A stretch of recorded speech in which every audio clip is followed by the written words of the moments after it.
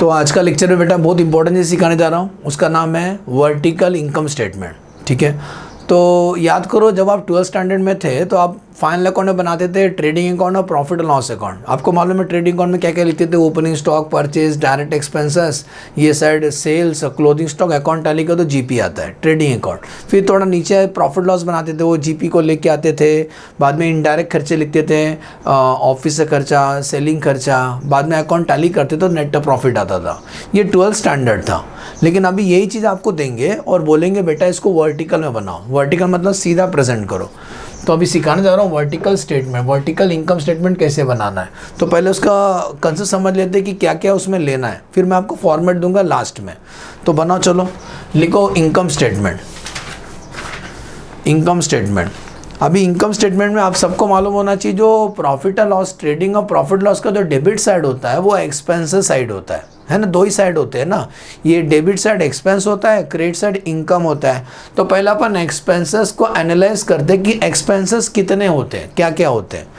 ठीक है, दो साइड, जैसे अपने दो हाथ हैं, राइट हैंड साइड और लेफ्ट हैंड साइड, वैसे ही जो प्रॉफिट लॉस उसका दो साइड है, डेबिट और क्रेडिट। तो पहले डेबिट साइड में सब एक्सपेंसेस होते हैं, तो लिखो एक्सपेंसेस क्या होता है। पहले थ्योरी समझ लेते हैं, बाद में फॉर्मेट देता हूँ।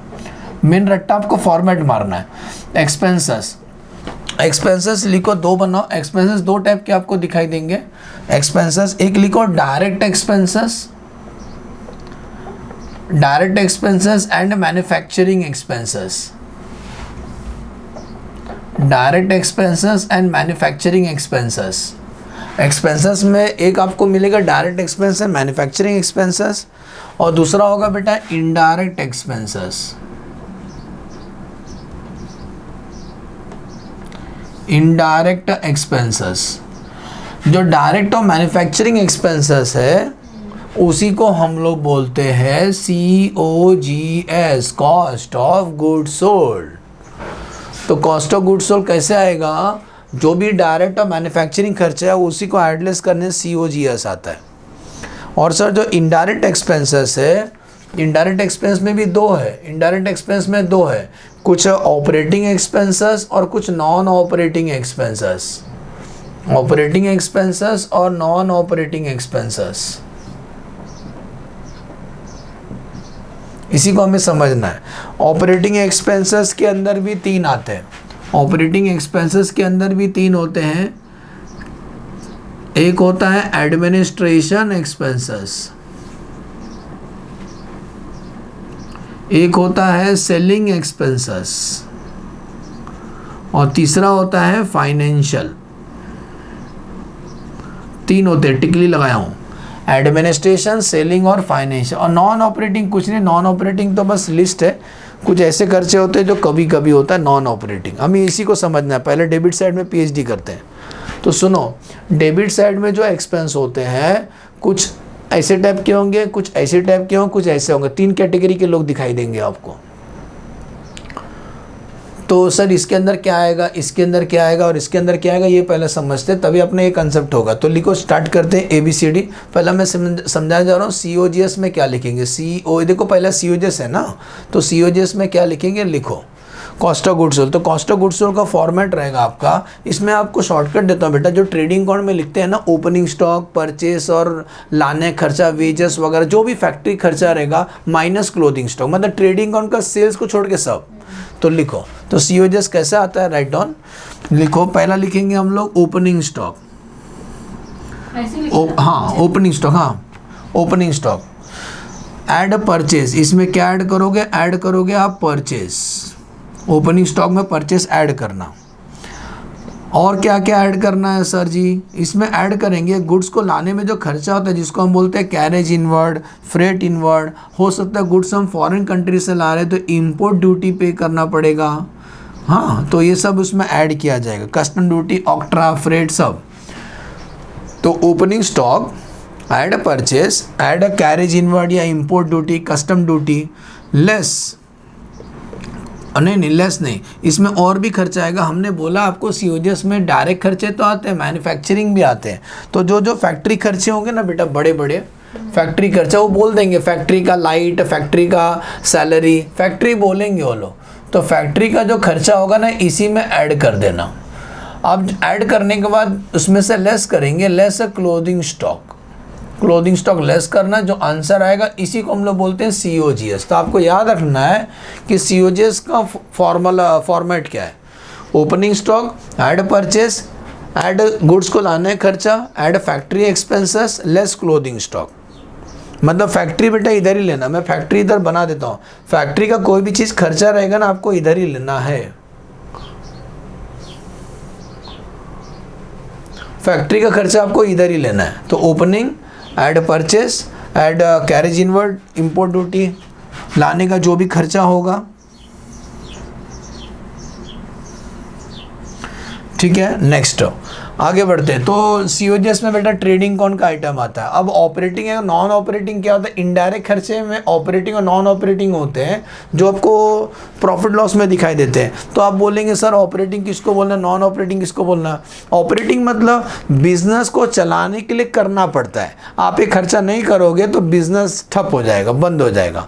ऑपरेटिंग बिजनेस को चलाने के लिए करना पड़ता है, तो इसमें ऑफिस होता है, सेलिंग होता है, फाइनेंशियल। नॉन ऑपरेटिंग वो है जो बिजनेस को चलाने के लिए नहीं कर रही है, कभी कभी होता है, वन टाइम होता है।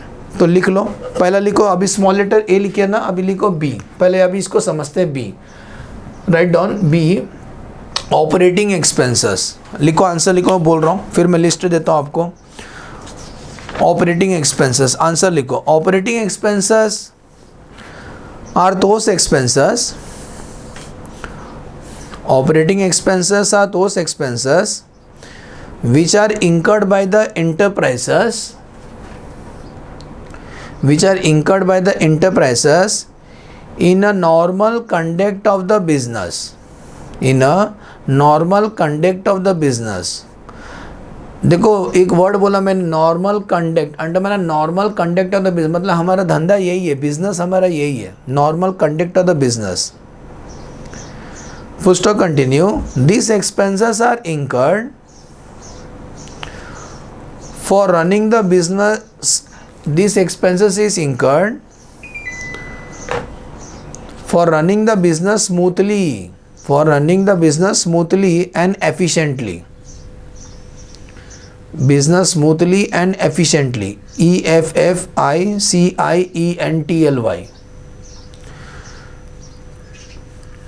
ओके अभी क्या करना, मैं आपको शॉर्टकट बता, ये तो समझा ऑपरेटिंग के 3 है, एडमिन, सेलिंग और फाइनेंशियल। तो अपन 3 कॉलम बना देते हैं, मैं एडमिन का खर्चा दे रहा हूँ, सेलिंग का खर्चा दे रहा हूँ और फाइनेंशियल का, ज़्यादा नहीं, 10-10 के आसपास है। तो तीनों लाइन से लिखेंगे ताकि आपको याद रहे कि कौन कौन होते हैं।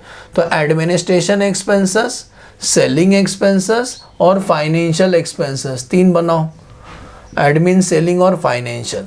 कौन से होते हैं सर, ऑपरेटिंग एक्सपेंसेस।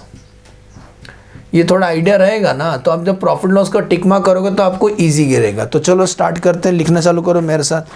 एडमिन खर्चा क्या होता है, ये ना ऑफिस से संबंधित होता है, तो ब्रैकेट में लिख सकता है एडमिन खर्चा क्या आएगा, रिलेटेड टू ऑफिस। हर कंपनी का अपना ऑफिस होता है, रिलेटेड टू ऑफिस, ऑफिस का खर्चा है। ऑफिस वो जगह है जहाँ से बैठ के पूरा भारत में बैठ के कंट्रोल करते हैं, पूरा ऑफिस संबंधित होगा। तो पहला ये चालू करते, लिखो।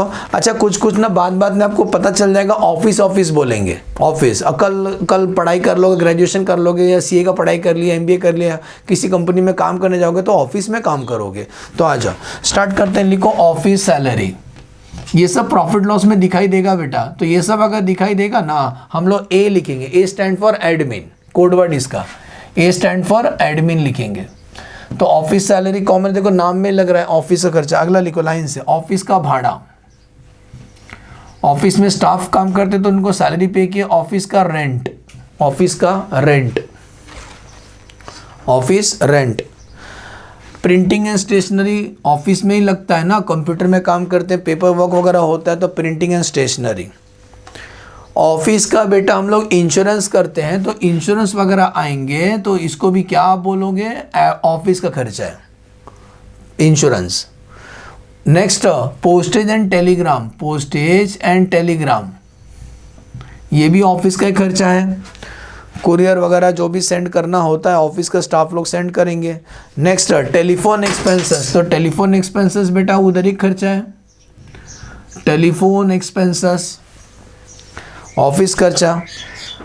कंपनी में बेटा डायरेक्टर होते हैं, तो डायरेक्टर जो चलाते हैं, एमबीए करने के बाद लोग डायरेक्टर बनते हैं, तो डायरेक्टर का जो फीस है, सैलरी है, लिखो डायरेक्टर फीस, डायरेक्टर फीस, ये ऑफिस का खर्चा है।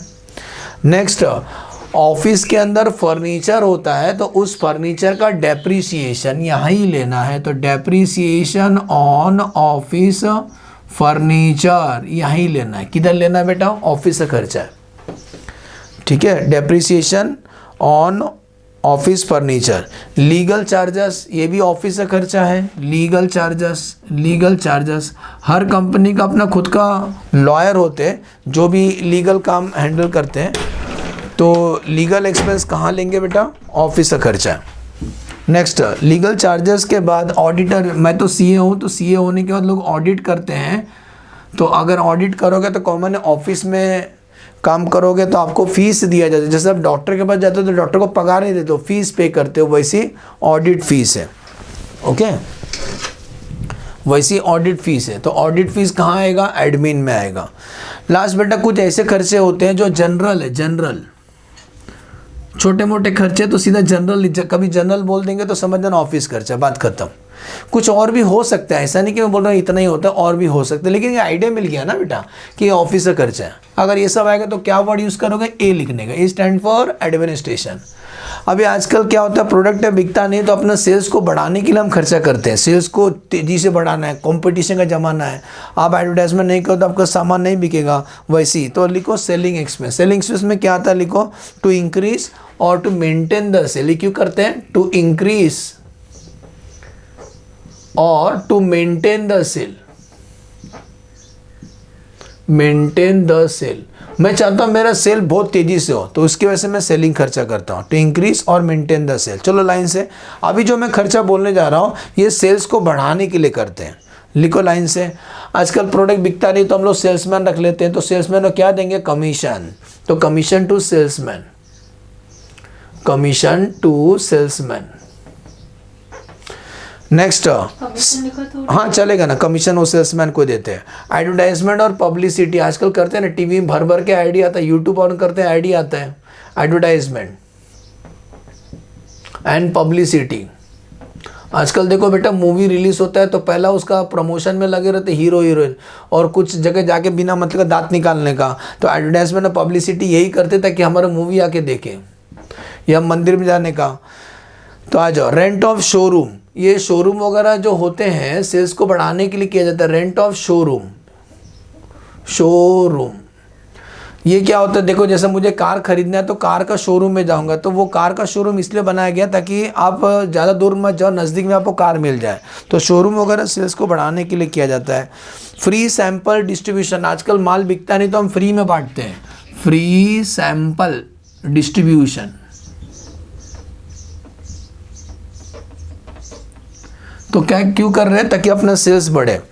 Next, maintenance of delivery van, आजकल कंपनी के पास ट्रक होता है, वो ट्रक से सामान पहुंचाने का, लेकिन वो ट्रक का भी तो मेंटेनेंस आएगा, तो maintenance of the delivery van, maintenance of delivery van.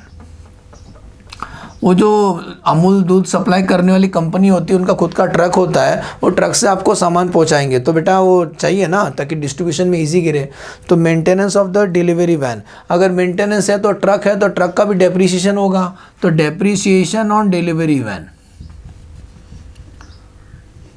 ये डिलीवरी वैन समझ गया ना क्या है? ये ट्रक होते हैं जिसे कंपनी आपको पास गुड्स सप्लाई करेगी, तो इसका जो भी कुछ खर्चा है ना वो सब सेलिंग में ही आता है, तो depreciation on delivery van. Bad debt, पैसा अगर डूब जाता है तो बैड डेब यहीं लेंगे, बैड डेब यहीं शो करते हैं सेलिंग में। देखो बेटा जितना ज़्यादा आप सेल करोगे उतना ज़्यादा पैसा भी डूबता है, लॉजिक रहता है। अगर कोई 1 लाख का सामान बेचेगा तो उसमें उसका भी 2-3 हज़ार डूबेगा, कोई करोड़ों में सेल करे तो उसका भी करोड़ में डूबता है, तो बैड डेब का संबंध सेल के साथ होता है। Next, travelling expenses of salesman, travelling expenses of salesman. ये सेल्समैन घूम घूम के प्रोडक्ट बेचते हैं तो उनका ट्रैवलिंग का खर्चा हम ही बर्दाश्त करेंगे। ठीक है, तो एक खर्चा क्या बताया मैंने, ऑफिस से खर्चा। एक खर्चा कौन सा बताया, सेलिंग का। तीसरा है फाइनेंशियल। फाइनेंशियल का मतलब होता है हमारा पैसा फंसा हुआ है, वो पैसे को निकालने के लिए हम कुछ खर्चा कर रहे हैं। तो फाइनेंशियल एक्सपेंस में लिखो is incur to realise financial incur for raising the finance of the company. यहाँ लिखो इंकर्ड, ये खर्चा क्यों करते हैं company, incurred to raise finance, is incurred to raise for raising finance of company. Company पैसा निकालने के लिए कुछ खर्चा करती है, उसको बोलते हैं फाइनेंशियल। तो बेटा गुड न्यूज़ इसमें दो ही होते हैं, एक तो बैंक का चार्जेस, अगर कोई बैंक के थ्रू ट्रांजेक्शन करते हो तो बैंक चार्जेस लेती है, क्योंकि पैसे का काम था, मुझे डेटा लोग से पैसा लेने का था, तो वो लोग ने ऑनलाइन ट्रांसफ़र किया, तो बैंक वाले भी अपना चार्जेस लेंगे बेटा, बैंक चार्जेस। और दूसरा होता है एक लास्ट है जिसका नाम है कैश डिस्काउंट। ट्रेड डिस्काउंट बेटा हम लोग नहीं लिखते हैं, कैश डिस्काउंट। याद करो, अपना पैसा अगर किसी के पास फंस गया है तो अपन सामने वालों को लालच देते हैं, ए तू मेरा पैसा देगा ना जल्दी 10 दिन में, तो मैं तेरे को 10% डिस्काउंट देगा। तो मेरा पैसा निकालने का स्टाइल है। तो कैश डिस्काउंट अक्सर फाइनेंशियल होता है। तो समझ गया, ऑफिस का के लिए वो ऑफिस संबंधित है, सेलिंग सेल्स को बढ़ाने के लिए, और जो फाइनेंशियल एक्सपेंसेस है ये कंपनी का पैसा रेज करने के लिए। फाइनेंशियल एक्सपेंस, तो ये सेलिंग रहेगा तो बेटा हम लोग एस लिखेंगे, सुन रहे हो, सेलिंग रहेगा तो एस, और फाइनेंशियल रहेगा तो एफ लिखेंगे। फाइनेंशियल रहेगा तो इसमें दो ही आता है, ज़्यादा टेंशन ना लेना, ठीक है। तो एडमिन है कि सेलिंग है कि फाइनेंशियल, ये देखना है आपको, ठीक है। एडमिन है कि सेलिंग है कि फाइनेंशियल है। आगे बढ़ते हैं, याद करो, हम ये पढ़ लिए, समझे। ये कौन सा था, सीओ जैसा भी बताया, opening add purchase plus all factory खर्चा, वेजेस इसी में आएगा, फैक्ट्री का खर्चा होता है माइनस क्लोजिंग। ऑपरेटिंग एक्सपेंस में 3 होते हैं, एडमिन, सेलिंग और फाइनेंशियल। अब आते हैं बेटा नॉन ऑपरेटिंग में क्या लेना है सर, तो लिखो सी लिखो, non operating expenses. Non operating expense वो होता है जो कभी कभी होता है, बिजनेस से इससे कोई लेना देना नहीं है। नॉन ऑपरेटिंग लिखो नंबर सी, उसी के नीचे नॉन ऑपरेटिंग एक्सपेंसेस, वही लिखो। Non operating expenses are those expenses, non-operating expenses are those expenses which are non-operating expenses are those expenses which are not concerned, CONCERNED,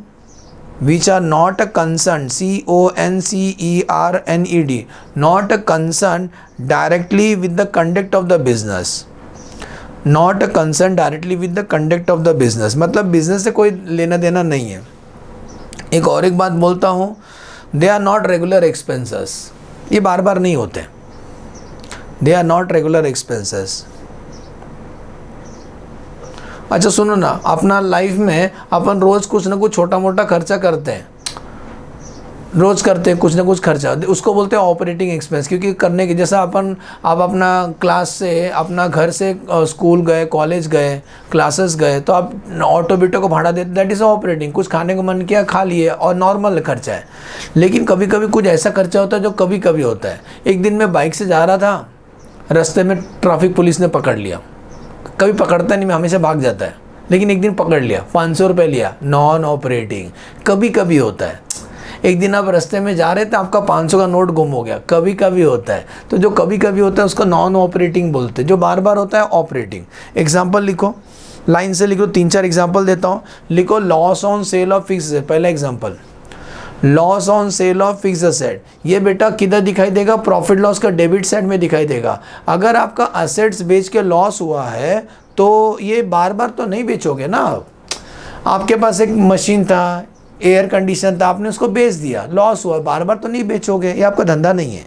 दूसरा, loss on sale of investment, आपने कुछ पैसा invest किया था share market में, बाद में उसको निकाल दिए तो उसमें लॉस हो गया, बार बार नहीं बेचोगे। Penalty for breach of contract, कोई कॉन्ट्रैक्ट आपने तोड़ दिया तो सामने वाले ने पेनल्टी लगाया, penalty for breach of contract, breach मतलब तोड़ना, penalty for breach of contract. And the last और एक लिखो, प्रिलिमिनरी एक्सपेंसेस। याद करो बैलेंस शीट का कोने में होता था प्रिलिमिनरी एक्सपेंसेस, वो अगर उसको राइट ऑफ करेंगे तो उसको नॉन ऑपरेटिंग बोलते, क्योंकि अपना रेगुलर धंधा ये नहीं है। बहुत पहले कंपनी खर्चा किया था, आज उसको राइट ऑफ कर रहे हैं, तो प्रिलिमिनरी एक्सपेंस इधर ही आता है, ख़त्म। तो बेटा ये समझा ये वाला पार्ट। एक्सपेंसेस क्या होते हैं, डायरेक्ट और इनडायरेक्ट। इनडायरेक्ट के अंदर भी दो होते हैं, ऑपरेटिंग और नॉन ऑपरेटिंग। अब आते हैं क्रेडिट साइड, चलते हैं इनकम। अब इनकम लिखो, इनकम भी दो टाइप के होते हैं, ऑपरेटिंग और नॉन ऑपरेटिंग। अब जो इनकम होते हैं, फिर मैं फॉर्मेट देता हूँ आपको, शॉर्टकट फॉर्मेट, उसी के बेस पे हम लोग आगे प्रोसीड करेंगे कि वर्टिकल इनकम स्टेटमेंट कैसे बनाना है। ये सेट भी इरेज कर देता हूँ, ज़रूरत नहीं अभी।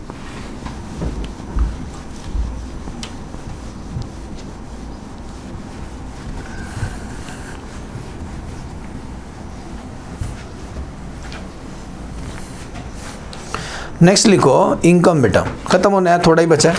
लिखो इनकम। जो इनकम होता है उसमें बहुत इजी, इनकम में सेल्स को छोड़ के दो इनकम दिखाई देंगे आपको। एक लिखो ऑपरेटिंग इनकम, ऑपरेटिंग इनकम। दूसरा होगा नॉन ऑपरेटिंग इनकम। एक होगा ऑपरेटिंग इनकम, दूसरा होगा नॉन ऑपरेटिंग इनकम। तो लिखो ऑपरेटिंग इनकम के नीचे लिखो, ऑपरेटिंग किसको बोलते हैं, नॉन ऑपरेटिंग। कॉमन है, बिजनेस का है, बिजनेस का नहीं है। तो ऑपरेटिंग में लिखो इनकम, इसके नीचे लिखो, मैं बोल रहा हूँ, income which is earned in the normal course of operation. Sir किसका, पेट का ऑपरेशन नहीं, बिजनेस करने टाइम पे। इनकम विच इज अर्नड, कमाया है आपने, इन द नॉर्मल, बात बोल रहा हूँ, बार बार मैं बोल रहा हूँ, नॉर्मल है मेरे लिए, normal conduct of the business. Income which is earn in the normal conduct of the business या ऑपरेशन। एग्जाम्पल दो ना सर, ओके। लिखो discount received, discount received from creditor. ये मैंने क्रेडिटर से सामान खरीदा था, मैं 5 लाख देना था, तो मैं सामने वाला ने मुझे एक दिन ऑफर दिया कि तू मेरा पैसा जल्दी देगा ना, तेरे को 20% डिस्काउंट देगा। मैंने नेकी और पूछ अभी दे देता है, तो 20% मैंने डिस्काउंट कमाया। तो नॉर्मल जब बिज़नेस खरीदते हैं, सोचो मैं शूज़ बनाना हूँ, शूज़ बनाता हूँ तो मुझे लेदर चाहिए रहता है, तो लेदर का पैसा देने बाकी था मुझे, तो मेरा धंधा यही है, रात दिन में शूज़ ही बनाता हूँ, तो मुझे अगर कुछ डिस्काउंट मिलता है, मेरा बिजनेस है, बिजनेस में कम है। दूसरा कमीशन रिसीव्ड ऑन सेल, ये कभी आता नहीं है, बस नाम के लिए आता है, कमीशन रिसीव्ड ऑन सेल। आजकल कुछ लोग होते हैं ना बेटा, दूसरे के बिहाफ में प्रोडक्ट बेचते तो हमें कमीशन मिलता है, तो रात दिन में यही काम करता हूँ। जैसा कुछ होते हैं ना बेटा, दुकान वाले वो कंपनी का प्रोडक्ट बेचते हैं, वो कंपनी का मोबाइल बेचोगे, आईफोन या वीवो ओप्पो का मोबाइल बेचोगे तो आपको कमीशन दिया जाएगा, तो मेरा धंधा यही है, कमीशन रिसीव्ड ऑन सेल। ये कभी आता नहीं, चिंता मत करो, नाम के लिए याद रखो दोनों। ये साइड द नॉन ऑपरेटिंग आएंगे, मैं स्टार बना रहा हूँ, ये वाला आते हैं बेटा, नॉन ऑपरेटिंग इनकम। लिखो इसका एक्सप्लेनेशन, लिखो income which is not earn in the ordinary course of business. Income which is not earn in the ordinary course of business. Normal मेरा बिजनेस एक्टिविटी ये नहीं है बोलता है, it is extra ordinary, it is extra ordinary. अच्छा, वो 3 idiot movie देखा, 3 idiot, उसके अंदर वो जो रणछोड़ चांचड़ रहता है, एक दिन स्कूल में ना 5वीं में रहता है, तो वो मैथ्स का प्रॉब्लम सॉल्व करता है 10वीं का, तो टीचर शॉक हो जाता है, बेटा किस क्लास में हो, तो पकड़ा जाता है, तो उसका वहाँ लेके जाता है, तो बोलता है एक बच्चा 10वीं का 5वीं का बच्चा 10वीं का प्रॉब्लम सॉल्व कर रही है, तो बेटा एक्स्ट्रा ऑर्डिनरी, इधर 8वीं का 10वीं का बच्चे को 10वीं का प्रॉब्लम नहीं समझता है, ये एक्स्ट्रा ऑर्डिनरी है तू। तो एक्स्ट्रा ऑर्डिनरी थोड़ा हट के, income which is not earned in the ordinary course of business, ये एक्स्ट्रा ऑर्डिनरी होता है, which is extra ordinary income which में नॉट बी रेगुलर, बार बार नहीं मिलता है, विच में नॉट बी रेगुलर, बार बार नहीं मिलता है, ठीक है सर। एग्जाम्पल, यस सर, बिना एग्जाम्पल का नहीं ख़त्म करेंगे। लिखो इसका एग्जाम्पल, लिखो इसके नीचे एग्जाम्पल। अच्छा याद करो बेटा, हमने बोला था नॉन ऑपरेटिंग एक्सपेंस, याद आ रहा है? नॉन ऑपरेटिंग एक्सपेंस मैंने बोला था loss on sale of fix assets, loss on sale of investment. तो कल बेटा प्रॉफिट हो गया तो इधर ही आएगा। तो लिखो पहला profit on sale of fix assets, common है, प्रॉफिट लॉस से क्रेडिट साइड में दिखाई देता है। तो profit on sale of fix assets, profit on sale of investment, क्योंकि बेटा मेरा धंधा ये नहीं है ना बेचने का, मैं तो कुछ और धंधा करता हूँ, मैं तो शूज़ का बिजनेस है या हम लोग आटा बना के बेचते हैं, हमारा धंधा ये नहीं है, इसीलिए इसको नॉन ऑपरेटिंग बोलते हैं। अच्छा और एक चीज़ नॉन ऑपरेटिंग में लेना है, कल मैंने कुछ पैसा बेटा इन्वेस्ट किया, ये दोनों समझ गए, नॉन ऑपरेटिंग क्यों है, मेरा धंधा ये नहीं है। Interest received on investment, interest received on investment वो नॉन ऑपरेटिंग क्यों लेते हैं, सुन लो, एग्जाम्पल सुन लो, नॉन ऑपरेटिंग क्यों है। तब एग्जाम्पल को तू समझाऊंगा तो समझोगे। मैं तो चार्टर्ड अकाउंटेंट हूँ, सीए हूँ, मेरा वैल्यू है, किधर साइन कर दूंगा तो उसका वैल्यू है। मैं गया बैंक में, एक आदमी है जो सीए नहीं है, 5वीं फेल है, उसके पास 10 लाख रुपया था, तो 10 लाख रुपया बैंक को दिया ना, बैंक ने बोला मैं तेरे को 6% ब्याज दूंगा, उस आदमी को बोला बैंक ने। उसके बाद मैं भी गया 10 लाख रुपये लेके, मैं गया ना तो मेरे को ही बोलते 6% ब्याज देंगे। मैंने बोला मैं सीए हूँ, बोला तो बेटा आप सीए हो कोई भी हो, हम आपको 6% ब्याज देंगे, मतलब आपका डिग्री उधर काम नहीं आएगा, मतलब आपका मेहनत से कोई लेना देना नहीं है, आपको ब्याज तो वैसे ही मिलेगा, तो आपका बिजनेस से कोई लेना देना नहीं है। वैसा ही मेरा आटा बना के बेचने का धंधा है, गेहूँ लेता हूँ आटा बना के बेचता हूँ, आशीर्वाद आटा। तो बेटा अगर मैंने कुछ पैसा किधर इन्वेस्ट किया है तो वो पैसा का जो ब्याज मिल रहा है बिजनेस से कोई लेना देना नहीं है, मतलब मेरा बिजनेस चले या ना चले ब्याज तो उतना ही आएगा, इसीलिए इसको बोलते हैं non operating. It is not connected with my business, totally not connected, इसलिए अगर कभी ब्याज मिलता है तो नॉन ऑपरेटिंग मानते हैं। ऐसी कल शेयर्स खरीदोगे तो डिबेंचर वगैरह खरीदा रहेगा तो किसी का तो इंटरेस्ट मिलेगा, किसी का शेयर्स खरीदोगे तो क्या मिलेगा, डिविडेंड मिलेगा। तो डिविडेंड रिसीव्ड ऑन इन्वेस्टमेंट, मैंने एग्जांपल दे दिया मेरा, तो ये इसी को बोलते हैं नॉन ऑपरेटिंग। अब आते हैं जिसका आपको इंतजार था, बेटा मैं फॉर्मेट दो ना, फॉर्मेट रट्टा मारना, मैं इरेज कर रहा हूँ, पूरा हो गया ना, आप इरेज मत करना, आप माइंड में इसको अच्छे से याद कर लेना। पढ़ेगा इंडिया तभी तो बढ़ेगा इंडिया, इसीलिए आप इसको अच्छे से पढ़ लेना, इसी के बेस पे अभी प्रॉब्लम सॉल्व करें। Let us start the format में, फॉर्मेट का शॉर्टकट देता हूँ आपको, इसी स्टाइल में बेटा आपको प्रेजेंट करना है इनकम स्टेटमेंट को। मैं कॉलम वगैरह बाद में डिसाइड कर दूंगा, लिखो। सबसे पहले आपको प्रेजेंट करना है, इनर आउटर हम बाद में डिसाइड करेंगे। लिखो vertical income statement, vertical income statement का फॉर्मेट दे रहा हूँ, वर्टिकल इनकम स्टेटमेंट। इसका इनर आउटर का टेंशन मतलब पहले मैं लाइन से दे रहा हूँ, इसको सुने, इसको लाइन से दे रहा हूँ ताकि इसको आप इतना तो याद कर लो कि वर्टिकल कैसे प्रेजेंट करते हैं।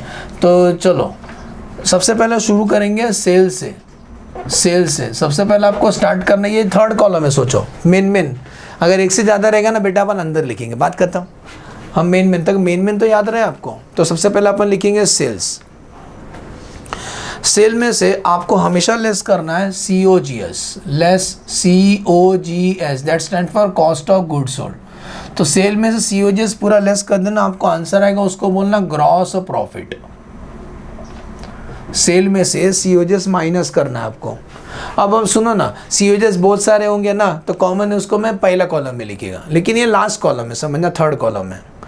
तो सेल में से COGS माइनस करूँगा तो आंसर हो जाएगा GP। मैं चाहता हूँ पहले आप इसको अच्छे से रट्टा मार लो। अब इसमें से लेस करते याद करो, मैंने एक्सपेंसेस में बताया था कुछ इनडायरेक्ट एक्सपेंस, कुछ ऑपरेटिंग थे, कुछ नॉन ऑपरेटिंग। तो पहले अपन ऑपरेटिंग एक्सपेंस लेस करना है, तो less operating expenses, less operating expenses.